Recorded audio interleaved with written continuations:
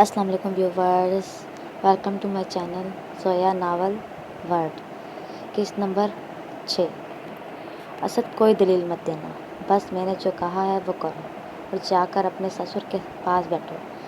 داماد جی، آپ کے سسر جی آپ کا ویٹ کر رہے ہیں۔ اسد ٹائیگر کے فیصلہ کن جواب کے آگے چپ کر گیا، کیونکہ ہونا تو وہی تھا جو ٹائیگر نے کہہ دیا تھا، پھر چاہے وہ صحیح ہو یا غلط۔ حالانکہ اسد کو اس وقت اپنا یہاں رکنا ٹائیگر کا غلط فیصلہ لگ رہا تھا۔ اور اسد میر خان، میری بیوی سے دھیان ہٹا کر اپنی بیوی پر ہی دھیان دو۔ اپنی بیوی کا خیال میں اچھے سے رکھ سکتا ہوں۔ خون بند ہو چکا تھا۔ اب اسد کے پاس سوائے ٹائیگر کی بات ماننے کے اور کوئی چارہ نہیں تھا۔ اسد واپس شہریار صاحب کے پاس ڈائننگ ٹیبل پر آ کر بیٹھ گیا تھا۔ سوری انکل، کال تھوڑی لمبی ہو گئی، اسد نے کرسی پر بیٹھتے ہوئے مسکان کے پاپا کی طرف دیکھتے ہوئے کہا تھا۔ اسد اسفند سے فون پر کافی لمبی بات کر کے واپس آیا تو انکل کو ویٹ کرتے دیکھ کر معذرت کرتے ہوئے بولا، ہاں بیٹا، میں نے آپ کو بلانے کے لیے مسکان کو بھی بھیجا تھا، لیکن آپ کال پر بزی تھے، اس لیے وہ اپنے روم میں چلی گئی۔ اسد کو بہت حیرانی ہوئی تھی کہ مسکان آئی تھی، اس سے ملے بنا واپس کیوں چلی گئی۔ چلو ٹھیک ہے بیٹا، پھر آپ مجھے بتاؤ کہ آپ نے کیا سوچا ہے رخصتی کے بارے میں۔ شہریار صاحب اسد کے فیصلے کا انتظار کر رہے تھے۔ جی ٹھیک ہے، جیسے آپ کی مرضی۔ اسفند سے بات ہونے کے بعد اب اسد اپنا فیصلہ سنا رہا تھا۔ میں تمہارے اور مسکان کے لیے اوپر والا پورشن سیٹ کروا دیتا ہوں، آپ لوگ وہاں پر آرام سے رہنا۔ نہیں انکل، میں مسکان کو لے کر اپنے اسلام آباد والے گھر میں ہی جاؤں گا، میں کچھ دن وہاں پر رہنا چاہتا ہوں۔ اسد کی بات سن کر شہریار صاحب مسکرا دیے۔ ان کو اسد کے جواب کا پتہ تھا۔ اسفند پہلے ہی اپنے پاپا کو آگاہ کر چکا تھا کہ اسد رخصتی کے بعد مسکان کو لے کر اس گھر میں رہنے کے لیے نہیں مانے گا۔ اس کی سیلف رسپیکٹ اسے یہاں پر رکنے کی اجازت نہیں دے گی۔ شہریار صاحب کو اسد کی سیلف رسپیکٹ اچھی لگی۔ ان کو آج دل سے خوشی ہو رہی تھی کہ اپنے فیصلے پر انہوں نے اپنی بیٹی کا ہاتھ ایک ایسے مرد کے ہاتھ میں دیا جو اپنے بل بوتے پر زندگی جینا جانتا ہے۔ اوکے بیٹا، جیسے آپ کی مرضی، رات کو ملتے ہیں۔ شہریار صاحب اپنے آفس جانے کے لیے اٹھ کھڑے ہوئے۔ انکل میں جی بیٹا، کچھ کہنا چاہتے ہو؟ اسد کی ضد دیکھ کر شہریار صاحب نے سوال کیا تھا۔ انکل، اگر آپ کی اجازت ہو تو میں مسکان کو اپنے ساتھ شاپنگ کے لیے لے جا سکتا ہوں؟ جی بیٹا، لے جائیں۔ Thank you so much uncle. Asad کے چہرے کی خوشی اس کے چہرے پر نظر آ رہی تھی۔ شہریار صاحب اپنے آفس کے لیے نکل گئے تھے۔ اسد اپنے دلکش لبوں سے مسکراتا ہوا دونوں ہاتھ اپنی پینٹ کی جیبوں کے اندر ڈالے ہوئے سیڑھیاں چڑھ کر مسکان کے روم کی طرف جا رہا تھا۔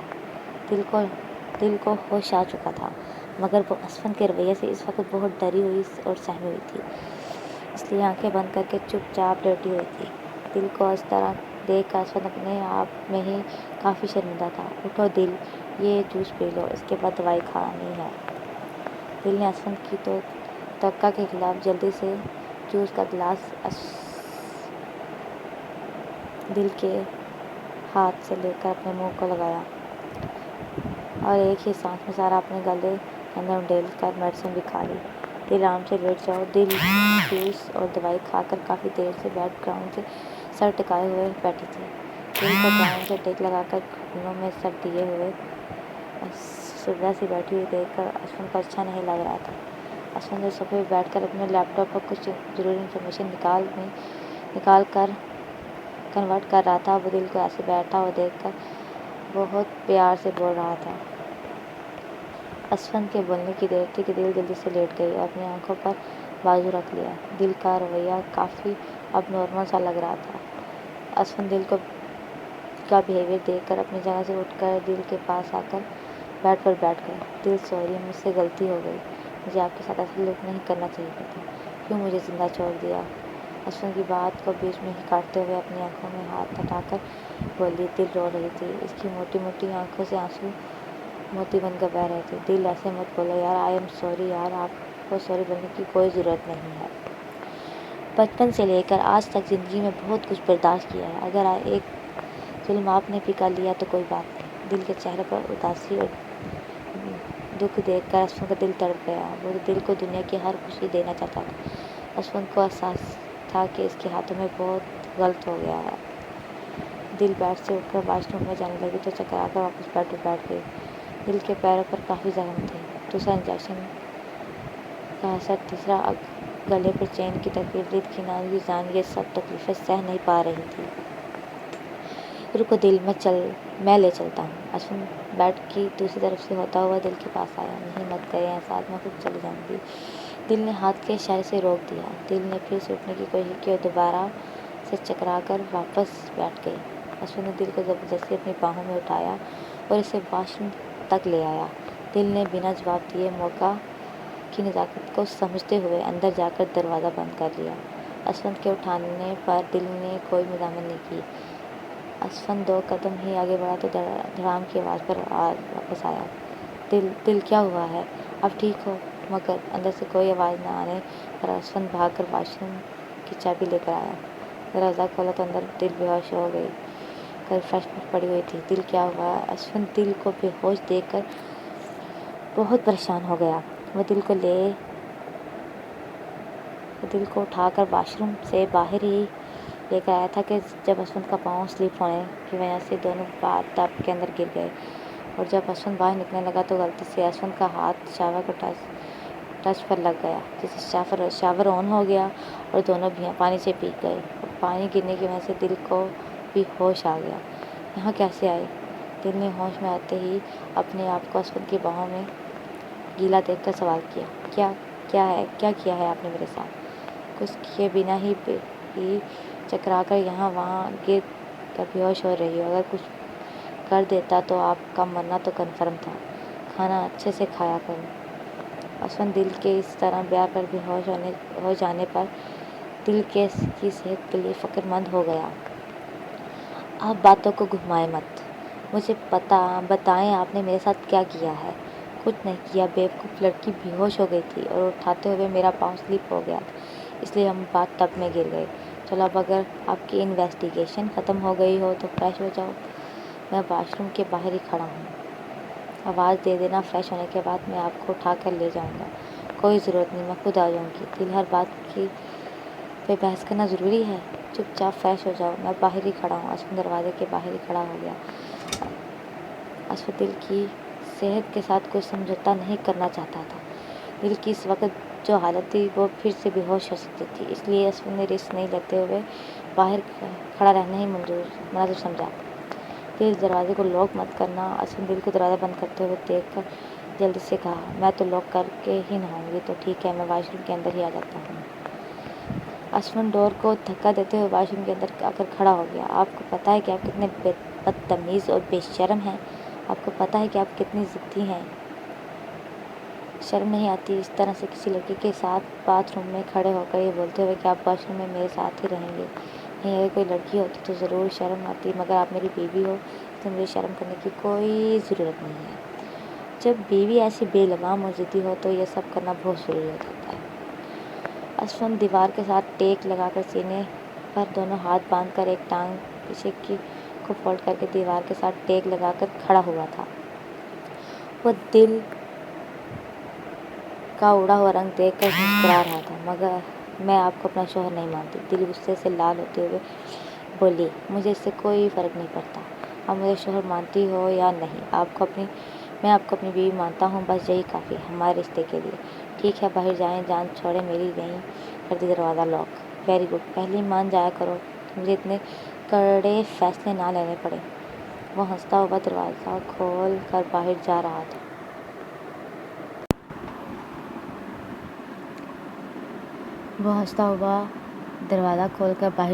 تھا۔ مجھے کپڑے چاہیے۔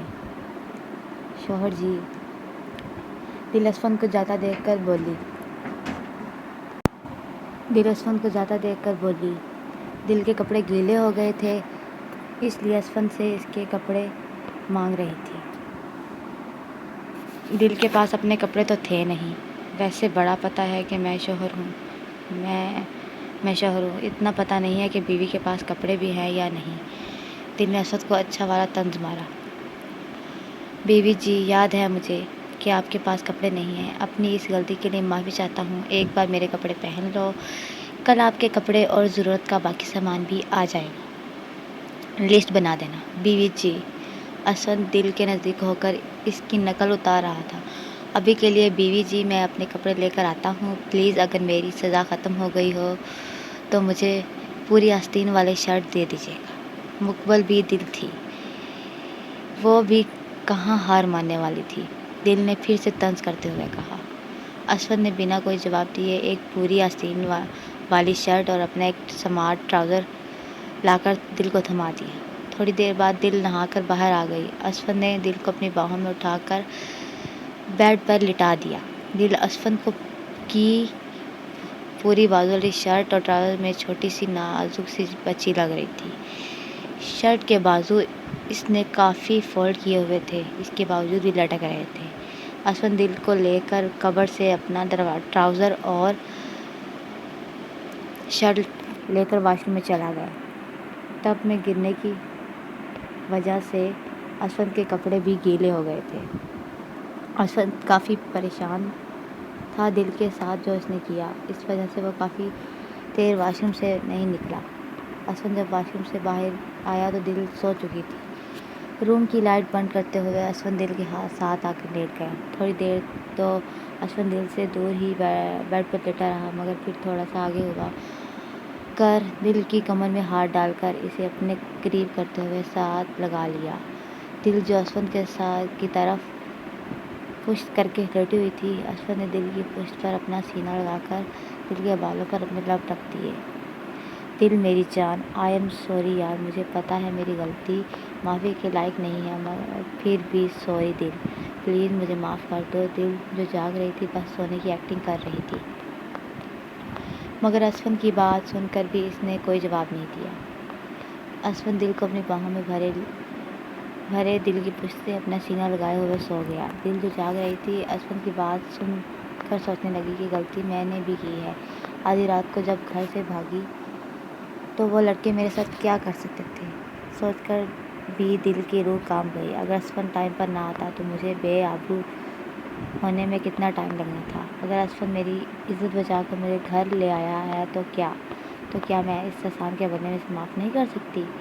کیا اس کی غلطی اتنی بڑی ہے کہ میں اسے معاف نہیں کر سکتی؟ اصل میں دل اپنی چین ٹوٹنے کی وجہ سے اپنے آپ کو کافی ہلکا محسوس کر رہی تھی۔ اسفند نے آج انجانے میں ہی صحیح مگر دل کے گلے سے وہ زنجیر توڑی جسے دیکھ کر دل کو ہمیشہ کوفت ہوتی تھی۔ دل سوچوں کی دنیا میں کافی آگے نکل گئی۔ اس دن جب اس کی امی گھر پر نہیں تھی تو علی زبردستی گھر میں آ گیا اور علی نے دل کے ساتھ زبردستی کرنے کی کوشش کی۔ اس میں وہ بڑی حد تک کامیاب ہو جاتا۔ اگر اس کی امی وقت پر گھر واپس نہ آتی تو دل اویس کی ماں نے وقت پر آ کے اس کی عزت کو تو بچا لیا، مگر دل اویس کی اندر کی وہ معصوم بچی کو نہ بچا سکی جو اندر سے ڈر اور سہم گئی تھی۔ اسی ڈر کی وجہ سے دل نے علی کی دی ہوئی چین اپنے گلے میں پہنی ہوئی تھی۔ علی نے کہا تھا کہ اگر تم میری محبت کی نشانی کو اپنے گلے میں پہنو گی تو میں تمہارے نزدیک نہیں آؤں گا، میری پٹاخہ منگیتر، ایک دن تو تمہیں میں اپنا بنا کر رہوں گا۔ علی کی گفتگو کا انداز انتہائی جاہلوں والا تھا، مگر آج اسفند نے انجانے میں وہ زنجیر توڑ دی تو دل کو اندر سے بہت سکون ملا تھا۔ اب وہ سوچ رہی تھی کہ کہاں علی اور کہاں اسفند شہریار، جن کا دور دور تک کوئی مقابلہ نہیں تھا۔ یہ شخص میرا شوہر ہے جس نے مجھے پانے کے لیے جائز طریقہ اپنایا، اس نے میرے ساتھ نکاح کیا ہے، مجھ سے بے حد محبت کرتا ہے، مگر میرے ساتھ کچھ غلط نہیں کیا، جس کی نظروں میں میرے لیے پیار ہی پیار ہے، اور ایسا پیار جس میں عزت بھی کوٹ کوٹ کر بھری ہوئی ہے۔ میں اگر واپس گئی تو امی میری شادی علی سے ہی کر دے گی، جس کی نہ تو صورت اچھی تھی نہ سیرت، کہاں وہ ہمارا علی اور کہاں یہ محلوں کا شہزادہ۔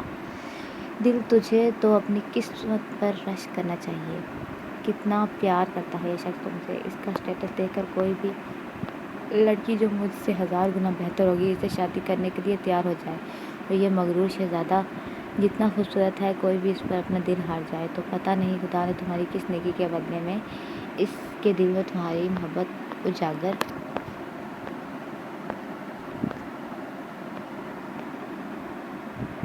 کی ہے، تو مجھے بھی اس کی قدر کرنی چاہیے۔ یہ سب سوچتے ہوئے دل کو اسفند پر بہت پیار آ رہا تھا، جو نیند میں بھی دل کو پوری سختی سے اپنی گرفت میں لیے ہوئے تھا۔ دل کے لبوں پر مسکراہٹ دوڑ گئی۔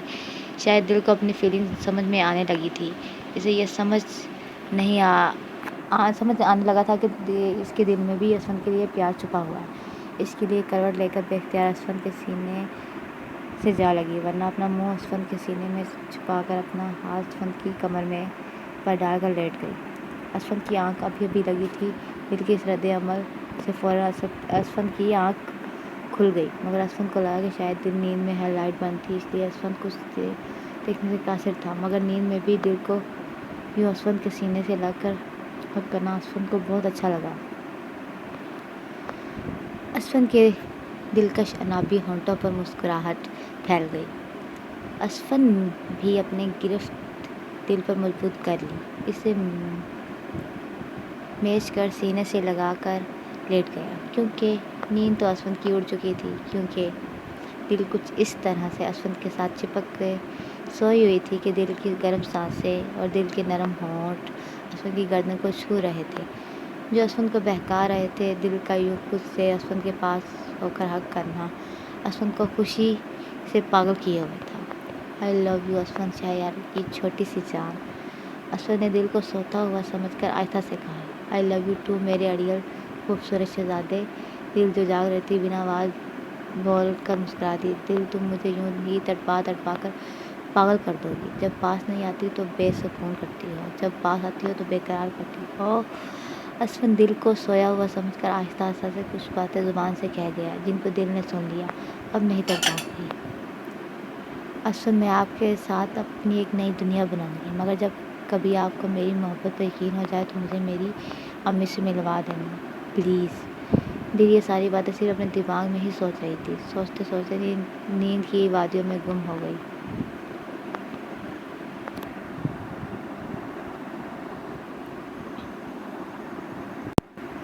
صفدر اور شمس بکھلائے ہوئے کتے بنے ہوئے تھے۔ اس وقت وہ انڈر گراؤنڈ رہ کر ٹائیگر سے اپنا بدلہ لینا چاہتے تھے۔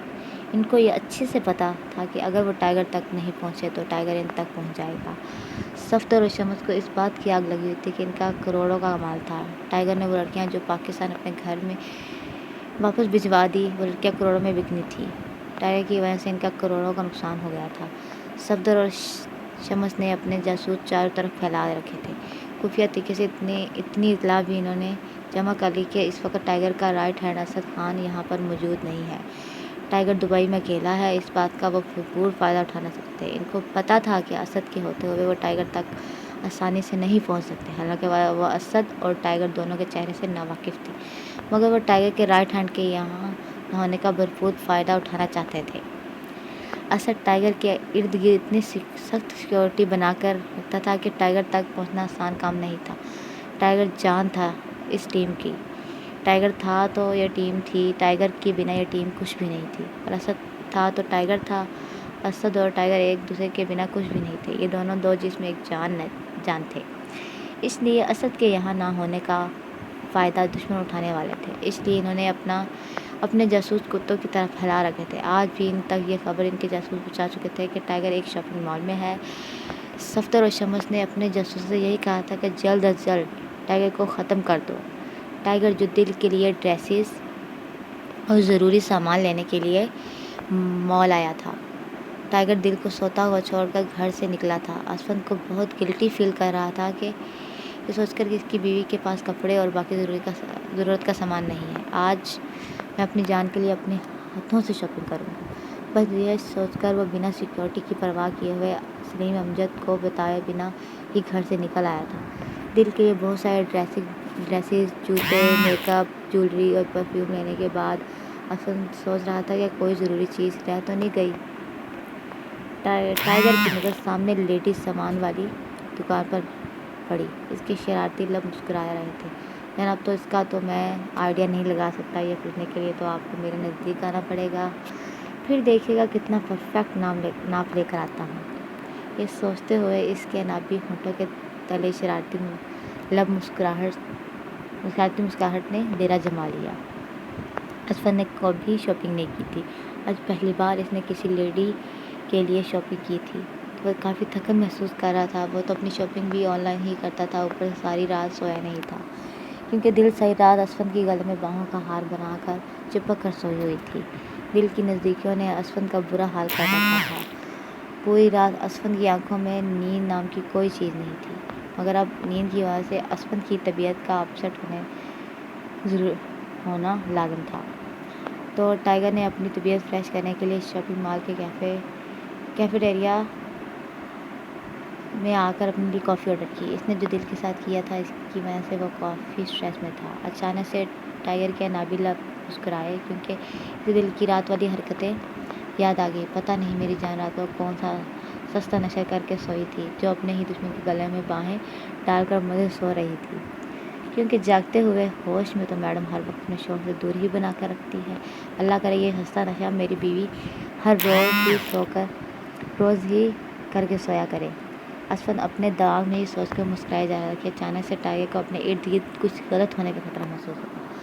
تو ٹائیگر نے اپنی شاطر نظریں ادھر ادھر دوڑائی تو وہ سمجھ گیا کہ کچھ نظریں اسی کو دیکھ رہی ہیں۔ تو ٹائیگر بجلی کی تیز رفتار کے ساتھ مال سے باہر گاڑی کی طرف گیا۔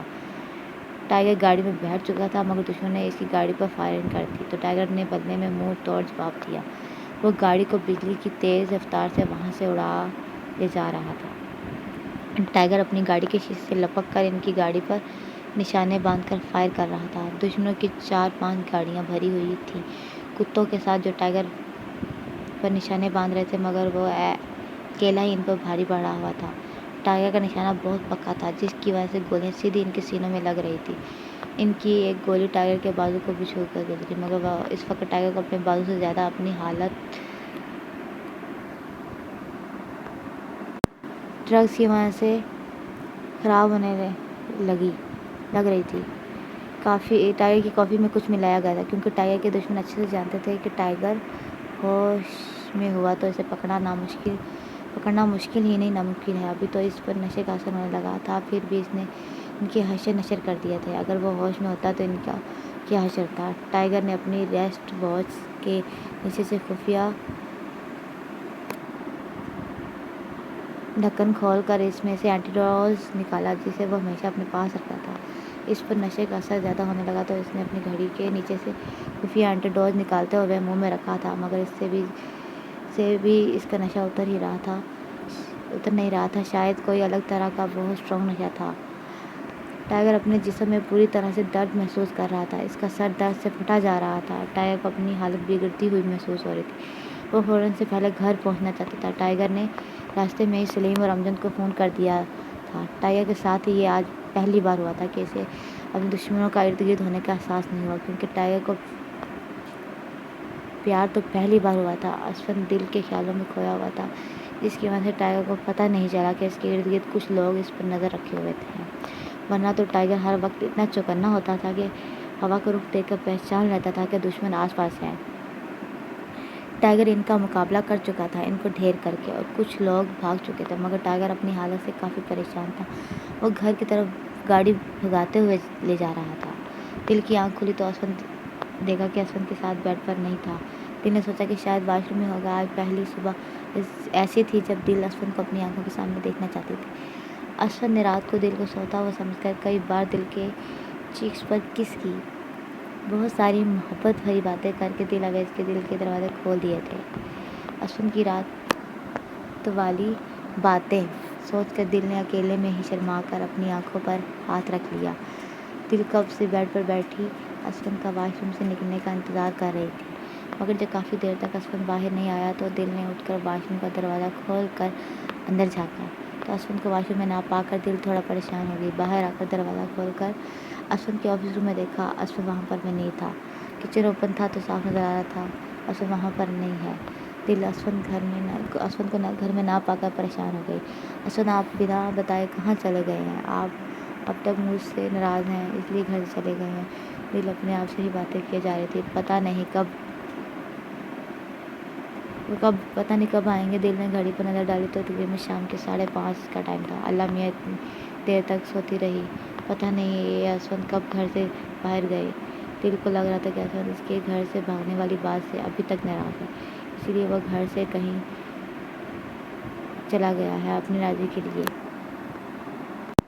دل کو پتہ نہیں کیوں گھبراہٹ محسوس ہو رہی تھی۔ دل نے گھبراہٹ کو دور کرنے کے لیے جلدی سے کچن میں جا کر فریج سے ٹھنڈا پانی پیا، مگر پتہ نہیں دل کو کیوں انجانا سا خوف محسوس ہو رہا تھا۔ ابھی وہ اسفند کی سوچوں میں گم بیٹھی ہوئی تھی کہ دھاڑ کی آواز سے کسی نے باہر کا دروازہ کھولا۔ دل نے آواز سے ڈر کر دروازے کی طرف دیکھا تو سامنے اسفند کی حالت دیکھ کر دل بھاگ کر اسفند کی طرف لپکی۔ اسفند، کیا ہوا ہے آپ کو؟ یہ آپ کے کپڑوں پر خون کیسے لگا ہوا ہے؟ اسفند کے ہاتھوں میں پستول تھا، بازو سے نکلنے والا خون سے پوری وائٹ کلر کی شرٹ گیلی ہو چکی تھی۔ اسفند، کیا ہوا ہے آپ کو؟ دل کو تڑپ کر اسفند کے پاس آ کر بولی، کچھ نہیں ہوا میری جان، میں ٹھیک ہوں، آپ پریشان مت ہو۔ دل کی گال کو تھپتھپاتے ہوئے درد میں بھی اسفند مسکرا کر دل کو تسلی دے رہا تھا۔ اپنے بازو پر ہاتھ رکھے ہوئے وہ دل کو تسلی دیتے ہوئے بالکل نارمل پریزنٹ کروا رہا تھا۔ اپنے روم میں چلا گیا اور جا کر روم کو اندر سے لاک کر لیا۔ دل کے چہرے پر اپنے لیے فکر اور پریشانی دیکھ کر تکلیف میں بھی اسفند کے لب مسکرا رہے تھے۔ پلیز اسفند، دروازہ کھولیں، مجھے اندر آنے دیں۔ دل اسفند کے بازو سے خون نکلتا ہوا دیکھ کر رونا شروع ہو گئی۔ دل، میں ٹھیک ہوں، آرام سے بیٹھ جاؤ اور رونا بند کرو۔ مگر دل کہاں سننے والی تھی، اس کی تو جان نکل رہی تھی۔ اسفند کی ایسی حالت میں دیکھ کر دل رو کر دروازہ پیٹ رہی تھی۔ ابھی بھی دل کے اسفند کو اپنا کر اپنی محبت کے پھول کھلانا شروع بھی نہیں کیے تھے کہ سب ہو گیا۔ ابھی تو اسفند کی محبت کو قریب سے محسوس کرنا چاہتی تھی۔ دل، میری جان، آپ کی طبیعت ٹھیک نہیں ہے، ریلیکس ہو جاؤ، میں بالکل ٹھیک ہوں، مجھے کچھ نہیں ہوا۔ اسفند دل کو ریلیکس کرنے کے لیے بڑے پیار سے اندر سے آواز دے رہا تھا، بنا اپنی تکلیف کی پرواہ کیے ہوئے، میری طبیعت بالکل ٹھیک ہے، آپ کی طبیعت ٹھیک نہیں ہے، آپ کے ہاتھ سے خون نکل رہا ہے، مجھے اندر آنے دیں پلیز۔ دل کی روتی ہوئی آواز میں اسفند کے لیے ایک تڑپ اور محبت تھی جو روم میں کھڑے ہوئے اسفند کو بے قرار کر رہی تھی۔ اسفند کو بہت اچھی سے طرح پتہ سمجھ آ رہا تھا کہ اسے کس طرح کا نہر دیا گیا ہے، اسی لیے وہ دل کو پاس آنے نہیں دے رہا تھا، کیونکہ وہ دل کو ناقابل تلافی نقصان پہنچانے کے بارے میں سوچ بھی نہیں سکتا تھا۔ وہ محبت تھی اسفند شہریار کی، اس میں تو اس کی جان بچتی تھی۔ وہ دل کو اس طرح رسوا کر کے پانے کی خواہش نہیں رکھتا تھا، وہ دل کو پورے حق اور محبت سے حاصل کرنا چاہتا تھا، اس لیے اپنے آپ پر قابو پانے کی پوری کوشش کر رہا تھا۔ جب تک سلیم اور امجد یہاں نہیں پہنچ جاتے، اسفند خود کو روم میں لاک کرنا چاہتا تھا تاکہ وہ دل کو نقصان نہ پہنچا سکے، مگر دل تھی جو رو رو کر دروازہ کھولنے پر اصرار پہ اصرار کیے جا رہی تھی۔ دل، میں ابھی آپ کو اندر نہیں آنے دے سکتا، میری کنڈیشن ٹھیک نہیں ہے۔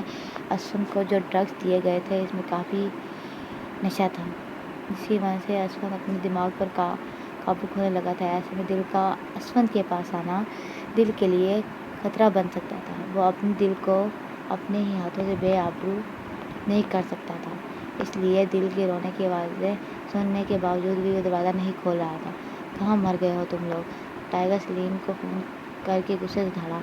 ٹائیگر، ہم کافی دور نکل آئے تھے، سائڈ پہ ہیں، بس تھوڑی دیر میں پہنچ جائیں گے، جلدی سے طوبا سے میری بات کرواؤ۔ ٹائیگر، طوبا تو گھر پہ ہے، طوبا کو گھر سے پک کر کے ساتھ لے کر آنا۔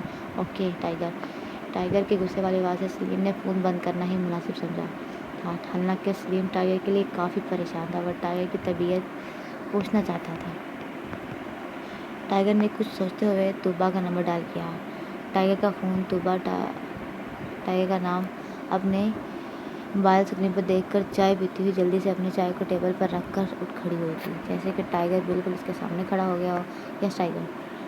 طوبا نے فون کان کو لگایا تھا۔ تمہارے پاس کوئی نیا ایڈریس ہے؟ ہاں ٹائیگر ہے۔ طوبا بیچاری ٹائیگر کا سوال سن کر ہی گھبرا گئی۔ جی ٹائیگر ہے، لے کر میرے گھر پہنچو اور سنو، کوئی انسانوں والا ایڈریس لے کر آنا، بے غیرتوں والا لباس میری بیوی نہیں پہنے گی۔ اس طرف سے فون بند کر دیا گیا۔